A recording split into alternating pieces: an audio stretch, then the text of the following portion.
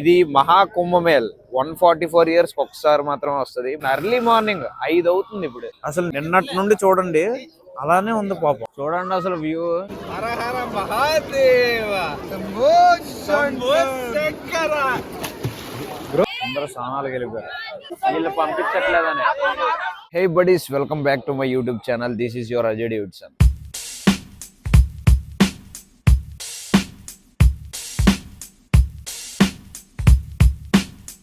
So last 2 blogs మీరు చూసి ఉండకపోతే చూసియండి. ఫస్ట్ బ్లాగ్ అయితే వైజాగ్ టు రాయ్పూర్ వందే భారత్ ఎక్స్ప్రెస్ ఆ బ్లాగ్ పెట్టాను. దాని తర్వాత రాయ్పూర్ నుండి ప్రయాగ్రాజ్ కూడా బ్లాగ్ పెట్టాను, అది కూడా చూడండి. దాని కంటిన్యూషన్ ఈ బ్లాగ్ అనమాట. లాస్ట్ బ్లాగ్ లో ఏంటంటే మేము మొత్తం ప్రయాగ్రాజ్ అంతా తిరిగాం, ఫుడ్ అన్ని టేస్ట్ చేసాం, ఆ స్ట్రీట్స్ ఎలా ఉంటాయి ఏంటి అవన్నీ అదంతా చూపించాం. కానీ స్నానం అయితే చేయలేదు, ఎందుకంటే ఆ రోజే నైట్ అంతా వచ్చాం. అడే హనుమాన్ టెంపుల్ కోసం తిరిగి మొత్తం అలిసిపోయాం. ఎందుకంటే ఈ రూట్లు ఇవి అసలు ఇది ఇక్కడ ఏంటి అసలు ఏమి మాకు తెలీదు, మొత్తం అంతా రాంగ్ నడిచాం అనమాట. సో బడే హనుమాన్ టెంపుల్ మాకు దొరకలేదు కాబట్టి చాలా టైం వేస్ట్ అయిపోయింది.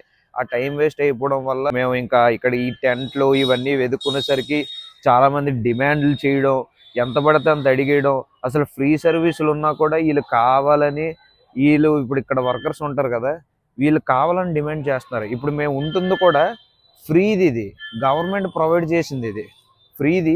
అయితే వీళ్ళేమో ఛార్జెస్ తీసేసుకుంటున్నారు అనమాట.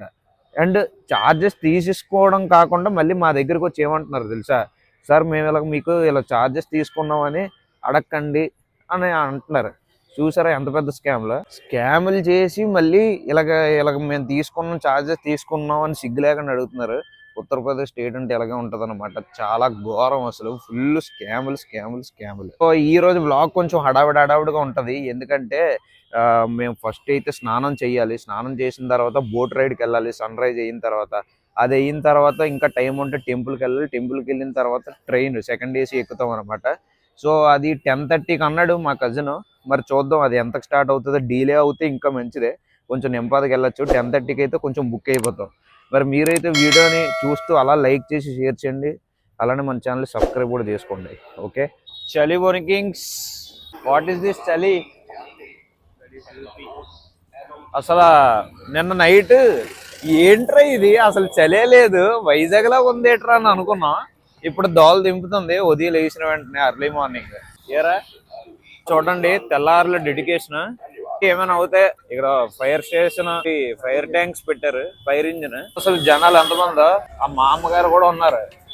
ముసలి డెడికేషన్ చూడండి. అమ్మో, ఈ లోపలికి వెళ్తానే ఊహించుకుంటేనే భయంకరంగా ఉంది భయ్య. ముందు బ్లాగ్ చూసిన వాళ్ళకి ఇది అర్థమవుతుంది, ఎందుకంటే మేము ఇదంతా ఎంత తిరిగాం మాకే తెలుసు, ఆ వీడియో చూసిన వాళ్ళకే తెలుసు. దీపాలు అవి వెలిగించాలంటే ఇలా అమ్ముతారు. లాస్ట్ బ్లాగ్ లో ఆల్రెడీ చూపించాను, మీకు నచ్చితే కొనుక్కోవచ్చు, లేదంటే మామూలుగా ములిగి వచ్చేయచ్చు. హేమంత్ ఏరా ఫేవర్ వస్తుందా? దెబ్బకి మా వాడికి ఫేవర్ వస్తుంది జస్ట్ ఒక రోజుకే. That visual still in my mind. మనం ఒకటి చేసాం గుర్తుందా, ఒక 8-9 ఇయర్స్ బ్యాక్ రాజమండ్రి పుష్కరాలకు వెళ్ళాం కదా, మళ్ళీ అలాంటి ఒక వైబ్ ఇప్పుడు. అలాంటి ఒక వైబ్ కాదు, much more greater than that అనమాట. ఇది మహా కుంభమేల్ 144 ఇయర్స్ ఒకసారి మాత్రం వస్తుంది. మన జనరేషన్ చాలా అదృష్టవంతులం. సో అందుకని చెప్పేసి ఇంకెలగలో డబ్బులు ఎంత వచ్చాయో వచ్చేసాం. మనిషికి ఈజీగా 10,000 అవుతుంది తెలుసా. చూడండి అసలు జనాల డెడికేషన్. ఎర్లీ మార్నింగ్ 5 అవుతుంది ఇప్పుడు. ఏంటి ఇది అసలు? లాస్ట్ బ్లాగ్ లో చూపించాను, ఈవిడ ఇలా మహాకాళి యాసం వేసుకొని అడుక్కుంటుందని చెప్పాను కదా. నిన్నటి నుండి చూడండి అలానే ఉంది పాపం. గ్రేట్ అసలు. జనాలు, ఈ ఇసుక, ఆ నది, అదంతా చూస్తుంటే ఇది అసలు బీచ్ వైబ్ లాగా అనిపిస్తుంది. రుడు ఒకవైపు, చుక్కలు ఒకవైపు. చూడండి అసలు వ్యూ ఏంటి అసలు, ఇది జన సముద్రం. మన సబ్స్క్రైబర్స్ లో ఆల్రెడీ చాలా మంది నాకన్నా ముందే చూసి ఉంటారు. మీ ఒపీనియన్ ఏంటో నాకు కామెంట్ బాక్స్ లో తెలియచేయండి. మీరు అనుకోవచ్చు ఏంటి ఇంతమంది జనాలు, అసలు జబ్బులు రావా, నీటిలోనే అందరూ స్నానం చేస్తారు కదా, అక్కడే కొంతమంది చెప్పలేము, ఉచ్చలు కూడా వేయచ్చు, బ్యాక్టీరియాలు రావా, ఇవన్నీ మీరు అనుకోవచ్చు. నేను ఒక వీడియో చూశాను, ఉత్తరప్రదేశ్ గవర్నమెంట్ ఏం చేస్తుందంటే ఎప్పటికప్పుడు అది క్లీన్ చేస్తూ ఉంటుంది. ఆ రివర్ లో ఏదైతే వేస్ట్ ఉంటుందో అదంతా ఎప్పటికప్పుడు క్లీన్ చేస్తున్నారు. Hemant Varanasi and this bro are going. To bath వచ్చిన వెంటనే మేము గొడ్డలు పోయా ఫాస్ట్గా జనాలు అలా వస్తూనే ఉన్నారు. ఎక్కువ అయిపోతే మళ్ళీ ప్రాబ్లం. ఆ రెస్టారెంట్ చేయడం చాలా కష్టం. అమ్మో అసలు ముందుకు వస్తే జనాలు మామూలుగా లేరు కదరా బాబో. చూడండి అసలు జనాలు చూసారు కదా, డెడికేషన్. అందరూ స్నానాలకు వెళ్ళిపోయారు. అమ్మో నెక్స్ట్ మేము వెళ్ళాలి. ఊహించుకుంటేనే భయంకరంగా ఉంది భయ్యా. దీపాలు కూడా వెలిగిస్తున్నారు పెద్దవాళ్ళు. కుంభమేళ 2025 హర హర మహాదేవ శంభో శంకర. బ్రో సబ్స్క్రైబ్ చేసుకోండి. మరి ఇప్పుడు ఇటు సైడ్ 3 సార్లు మునగాలంట. Shambho Shankara. Bro bro bro మెల్లగా మెల్లగా. ఓం నమః శివాయ. సో ఇప్పుడు వెస్ట్ సైడ్ నేను 3 times ములిగాను. ఇటు సైడ్ 3 times ములగాలి.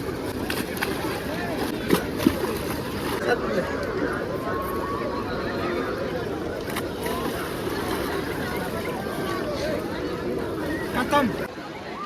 సో ఇక్కడ చంద్రుడు కనిపిస్తున్నారు చూసారా, ఇది ఈస్ట్ డైరెక్షన్. ఇటు సైడ్ 11 సార్లు ములగాలి, ఎందుకంటే 11 జ్యోతిర్లింగాలు ఉంటాయి. 12. సో స్టార్ట్ చేస్తాను, మెల్లిమెల్లిగా ములుగుతా.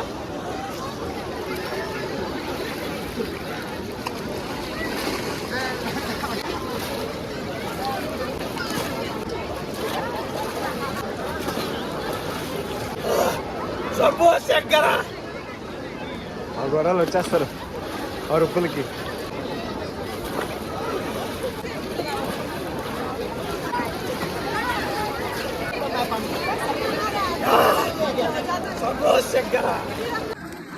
పెద్దవాళ్ళు ముసలి వాళ్ళు అందరూ దీపాలు వెలిగిస్తున్నారు, చాలా మంచిదని. 144 yearsకి ఒకసారి వస్తుంది కదా. దగ్గర నుండి షార్ట్ ఇది. స్నానం అయితే అయిపోయింది భయ్య.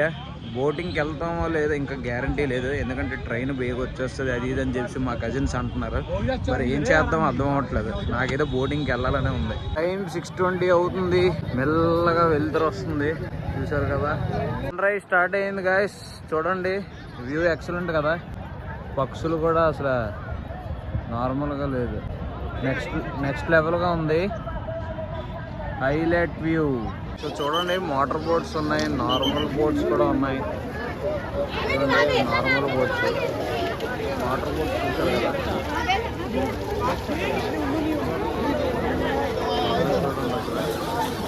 ఏమైంది?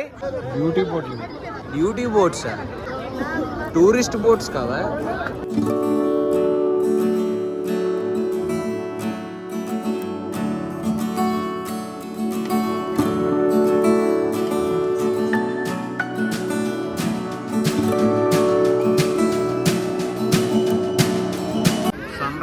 వచ్చేసింది గాయస్, చూస్తున్నారు కదా.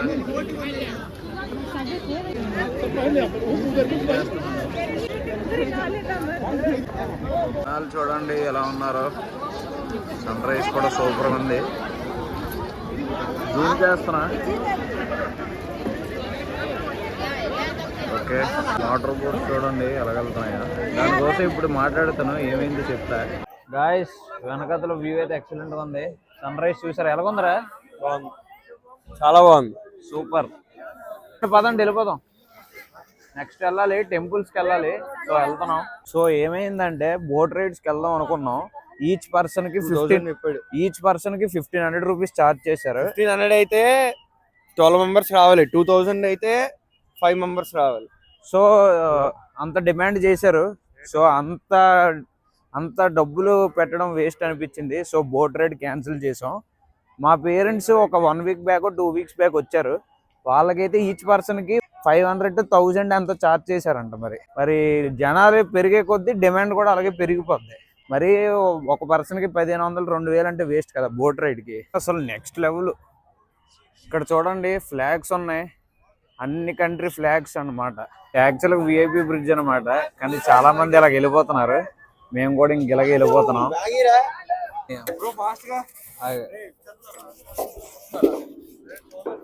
వచ్చేసాం మేము. యాక్చువల్గా ఇది విఐపి రూట్ అనమాట, మాకు ఎలా చేయలేదు. మరి టైం అయిపోతుంది, తప్పదు మరి. ఇంక అందుకని చెప్పి ఇలా వచ్చేస్తున్నాం. చిన్న చిన్న సాహసాలు చేస్తూ ఉండాలి అప్పుడప్పుడు. అసలు విఐపి రూట్లో మామూలుగా లేదు రోడ్డు. అమ్మో సన్న చూడండి. ఓహో వీడు చూసాడు భయ్య మమ్మల్ని ఆపేస్తున్నట్టు ఉన్నాడు. అరిచేస్తున్నాడు. దొరికిపోయాం భయ్య. నాలుగు చూడండి ఎంతమంది ఉన్నారో. ఇందాక మీకు ఫ్లాగ్స్ చూపించాను కదా దూరం నుండి, సరిగ్గా కనిపించలేదు. ఇక్కడ నుండి చూడండి దగ్గర నుండి మొత్తం అన్ని కంట్రీ ఫ్లాగ్స్ పెట్టారు, చాలా బాగుంది. విఐపిలో చూడండి అసలు ఎంత తక్కువ మంది ఉన్నారా. సో చాలా మంది గొడవ చేస్తున్నారు, ఎందుకు ఈ రూట్ అసలు వదలట్లేదు, టైం అయిపోతుంటే ఇంతమంది ఉండిపోయారు కదా అని చెప్పి అడుగుతున్నారు చాలా మంది. మేము అడుగుతున్నాం కానీ అసలు ఒప్పుకోవట్లేదు.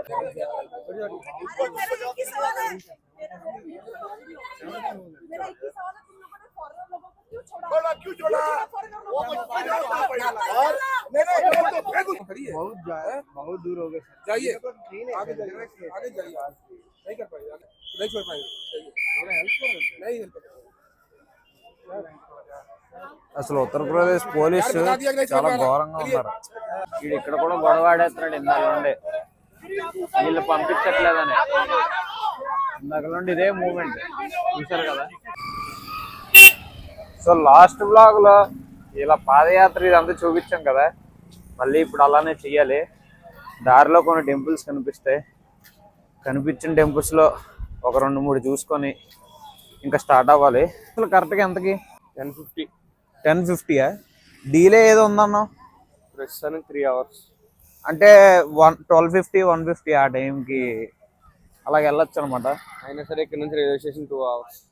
మరి ఎందుకంటే ట్రాఫిక్ అలా ఉంది. మరి పూరి సంగం రెస్టారెంట్ అండ్ ఇక్కడ టెంట్స్ కాటేజెస్ కూడా ఉన్నాయి. ఫస్ట్ బ్లాగ్ లో ఇది గుడి అని చెప్పాను, గుడి కాదంట, వేదిక్ స్కూల్ అంట. అదే ఎదురుగా శివ టెంపుల్ ఉంది. ఇప్పుడైతే దీనికి వచ్చాం, లోపలికి వెళ్ళి దండం పెట్టించుకొని వెళ్ళిపోదాం. హరహర మహాదేవ్, ఓం నమ శివాయ కనిపించాడు. గుడి పక్కనే చిన్న టీ బ్రేక్. టీ అంత బాగాలేదంట మా కజిన్ చెప్పాడు. జనాలు ఇది ఏ పనిలా కనిపించట్లేదు స్వామి. అరే ఏంట్రా ఇది, ఎన్ని రాష్ట్రాల నుండి వచ్చారా బాబు, ఎన్ని రాష్ట్రాల నుండి వచ్చారు భయ్యా. మా వాడికి 50 రూపాయలు దొరికింది. అంటే గుడి హుండీలో అర్థం, గుడి హుండీలో వేసేస్తాం, ఇది మాకెందుకులేండి. వాళ్ళు ఇవి మాట్లాడుకునే బదులు ఇలా నడుచుకోవడం వెళ్ళిపోవడం బెటర్. ఎందుకంటే ఈ బళ్ళు అయితే ఈ ట్రాఫిక్ లో అలా ఉండిపోతే, అదే 2 hours బైక్ చూపిస్తుంది. అదే నడకైతే జస్ట్ మన కాలే కదా, నడుచుకొని వెళ్ళిపోవచ్చు. కాకపోతే కాలు నొప్పులు వస్తాయి అంతే, ఇంకేం ఉండదు. టిఫిన్ షాప్ కూడా కనిపించింది, ఆకలి దంచేస్తుంది. సో తిని స్టార్ట్ అయిపోదాం. టిఫిన్ అయినా ఒక ప్లేట్ 100 రూపాయలు అంట. చూడండి అసలు రేట్లు ఘోరం. అసలు 100 రూపాయలు ఏంట్రా బాబు, ఈ స్ట్రీట్ ఫుడ్ కి ఇంత ఓవర్ యాక్షన్ చేస్తున్నారు వీళ్ళు. 100 రూపాయలు దుబ్బాడు. చూడండి ఈ పూరి ఎలాగ ఉంది, కర్చీఫ్ లాగా ఉంది. ఆ కూర చూడండి వాటర్ లాగా ఉంది. వాటర్ అయినా ఇంకా బెస్ట్ ఏమో. చూడండి ఎలా ఉంది ఫుడ్. అది కొంచెం యావరేజ్ ఉంది కదా, పర్లే. అయిపోయింది టిఫిన్ అయితే కంప్లీట్ చేస్తాం. ఇప్పుడు మళ్ళీ స్టార్ట్ అయిపోతున్నాం, మళ్ళీ నడక యాత్రే. అండ్ చెప్పడం మర్చిపోయాను, ఇంకో కజిన్ వెళ్ళిపోయాడు అనమాట. యాక్చువల్గా వాడు మాతో వైజాగ్ రాడు, బెంగళూరు వెళ్తాడు అనమాట. సో వాడికి వేరే ట్రైన్ ఉంది, మాది వేరే రైల్వే స్టేషన్, వాడిది వేరే రైల్వే స్టేషన్ అనమాట. వాడికి 8:30కి ట్రైన్ అంట. కానీ అక్కడికి వెళ్ళిన తర్వాత తెలిసింది 2 hours డీలే అంట. ఎందుకైనా మంచిదని చెప్పి నేనే వెళ్ళిపోమన్నాను, మళ్ళీ లేట్ అవుతుంది ఎందుకని. వినాయకుడు బొమ్మ చూడండి చెట్టు మీద, మంచి ఆర్ట్ బాగా వేశారు కదా. ఎంతకన్నా నడుస్తాం చెప్పండి. ఇలాగ ఈ బైకర్స్ అడుగుతుంటే ఒక్కొక్కడు 200 300 వేసి చెప్తున్నాడు స్టేషన్కి. ఏడు చెప్తాం ఒక్కొక్క మెంబర్కి అందేసి అంటే ఎక్కడి నుండి తెస్తాం భయ్య. చాలా ఖర్చు అయిపోయింది ఇప్పటికే. Uttar Pradesh state full scam state. Mountain Dew add చూడండి, కుంభమేళాన్ని ఎలా వాడేశారు. అరే ఏంట్రా బాబు, డివోషనల్ కిను అసలు డ్రింక్ కి సంబంధం ఏంట్రా. బయట నుండి చూడండి మొత్తం అన్ని లాంగ్వేజెస్ లోని ఓం నమ శివాయ ఓం నమ శివాయ అని రాసి ఉంది. లొకేషన్ చూడండి సూపర్ గా ఉంది, చాలా స్టాచ్యూస్ ఉన్నాయి ఇక్కడ.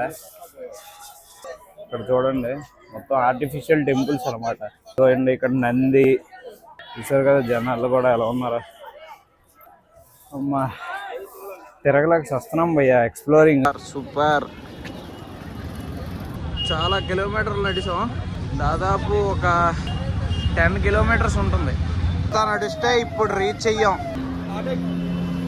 సో ఇక్కడ నుండి ఈ బ్రిడ్జ్ దాటిన తర్వాత ఆటో ఎక్కుతామంట. చూడాలి మరి, ఇంకా నడాలి. ట్రాఫిక్ లో దొబ్బించుకొని చచ్చిపోండి.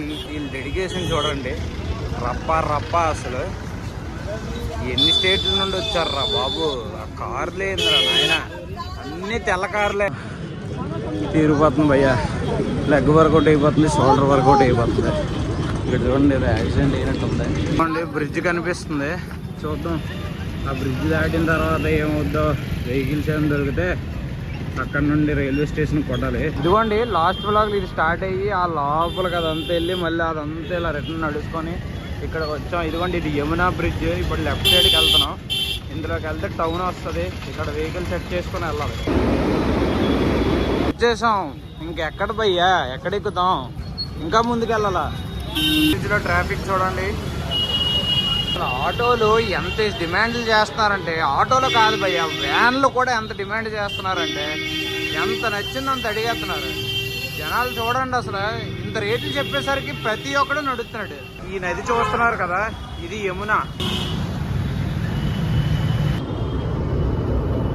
ఎంత వెనకబడి ఉందో చూడండి. ఇది చూస్తే మీకు అర్థమైపోద్ది. సెలూన్ వీళ్ళకి ఇవే లైఫ్ స్టైల్. దానికి ఆటో సెట్ అయింది భయ్యా, ముగ్గురికి కలిపి 50 రూపాయలు. 3 కిలోమీటర్లకి 150 అంట. చూడండి ఇచ్చేస్తున్నాడు. ఏందరా నాయన,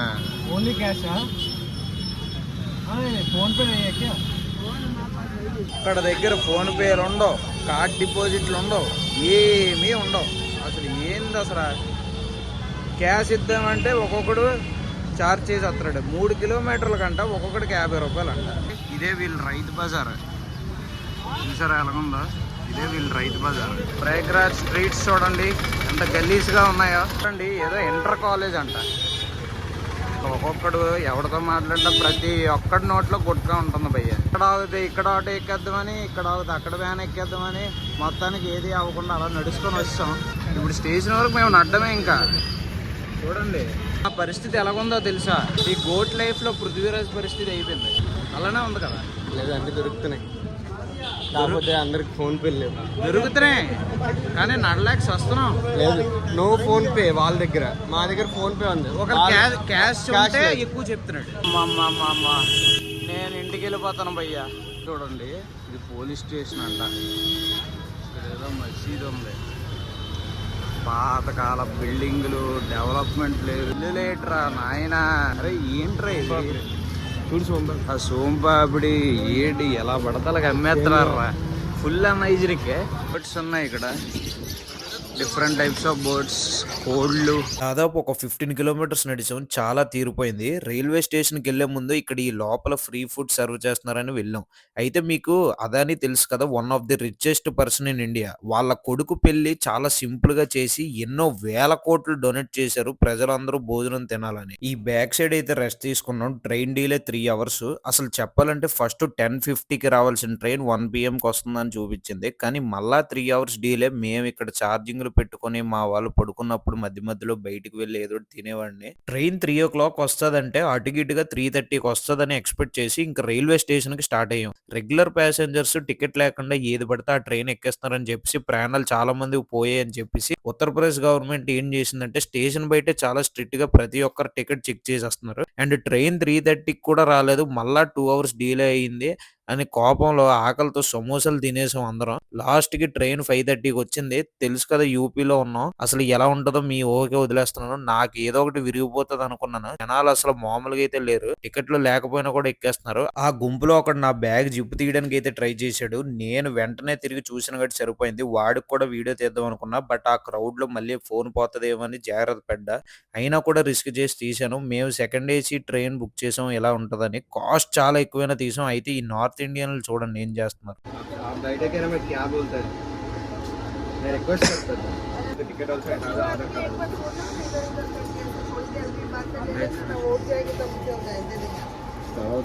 I didn't even book from this station. I booked from what station? The last station. ଆଉ କୋଉଠି କି My seat and my seat street. ତମର କନଫର୍ମ ହେଲାନି? అయితే పక్కన ఈ అంకుల్ కూడా నార్త్ ఇండియానే, వెస్ట్ బెంగాల్ అంట. ఈయన మాతో మాట్లాడుతున్నారు కానీ హెల్ప్ చేయట్లేదు. తర్వాత టీసీ గారు వస్తున్నారని తెలిసిన వెంటనే ఆ హిందీ లేడీ అయితే సీట్ ఖాళీ చేసి వెళ్ళిపోయింది. అంతా బాగుంది. ఇంకా రాత్రి వరకు కంటిన్యూస్ గా నాప్ వేసాం. 9కి తెలివి వచ్చిందని చెప్పి లేచాం. లేచిన తర్వాత మా దగ్గర ఒకటి సెటిల్ అయిపోదాం అని చెప్పి అనుకున్నాడు. కొంతసేపటికి 12 ఎంత అవుతుంది టైము. ఇద్దరు పెద్దవాళ్ళు వచ్చి కూర్చొని సెటిల్ అయిపోయారు భయ్య.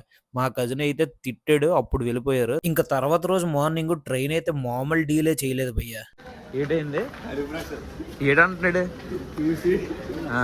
8:30 కల్లా వెళ్ళిపోతే భువనేశ్వర్ ఆడాడు. ఉత్తరప్రదేశ్, మధ్యప్రదేశ్, జార్ఖండ్, ఛత్తీస్గఢ్ ఈ స్టేట్‌ల్లో చిన్న చిన్న ఊర్లు ఉంటాయి కదా! అందులో స్టేషన్స్ దగ్గర మాకసలు మంచి ఫుడ్ దొరికేది కాదు భయ్య. మధ్యాహ్నం ఫుడ్ వస్తదని చెప్పేసి మార్నింగ్ ఆర్డర్ పెడితే ట్రైన్ డీలే వల్ల క్యాన్సిల్ అయిపోయింది. మళ్ళీ ఆఫ్టర్‌నూన్ మళ్ళీ ఆర్డర్ పెడితే చాలా సేపు వెయిట్ చేశాక వెస్ట్ బెంగాల్ రీచ్ అయిన తర్వాత అప్పుడు ఫుడ్ వచ్చింది. ఆకలితో కుమ్మేసాం దెబ్బకి. కొంచెం వదిలేసాం కూడా అంత క్వాంటిటీ ఇచ్చాడు. తినేసాక ఇంక నైస్‌గా స్లీప్ ఏసాం. ఆ తర్వాత ఒడిస్సాలో కుర్దా ఊర్లో రీచ్ అయ్యాం. ట్రైన్ రావడానికి 2 అవర్స్ పడుతుంది. ఇంకా మేము బయటికి వెళ్లి అలా వాక్ ఏసాం. తర్వాత థర్డ్ ఏసీ ట్రైన్ వచ్చింది. ఇంకా నైస్‌గా స్లీప్ ఏసి మార్నింగ్ 9 కల్లా వైజాగ్ రైల్వే స్టేషన్ దిగిపోయాం.